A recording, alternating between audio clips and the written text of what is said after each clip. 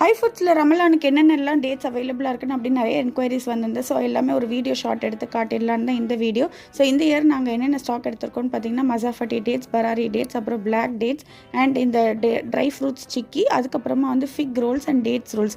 இதெல்லாம் நான் ஒன்று ஓப்பன் பண்ணி காட்டுறேன். இது ஈரானியன் டேட்ஸ் தான், மசாஃபட்டி டேட்ஸ். ரொம்ப சாஃப்டாக இருக்கும், குழந்தைங்களாம் பெரியவங்க வரைக்கும் யார் வேணால் சாப்பிட்லாம்.